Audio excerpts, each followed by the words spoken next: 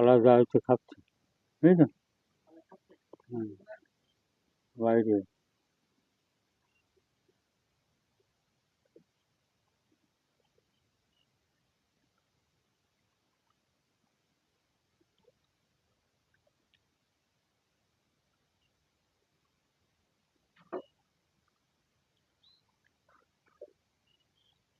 মানে কয়েকদিন এ আর কি উড়িনি, কথা বলছো, উঠতে পারিনি ঠিক মতো, তারপরেও ঠিক মতো খাওয়া হয়নি।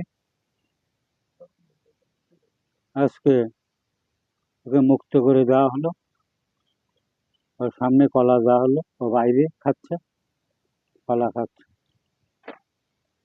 ওর থেকে আমি 2 হাত দূরে, তবু উঠছে না। ও হয়তো আমাকে চিনতে পারছে যে আমার কিছু বলবে না।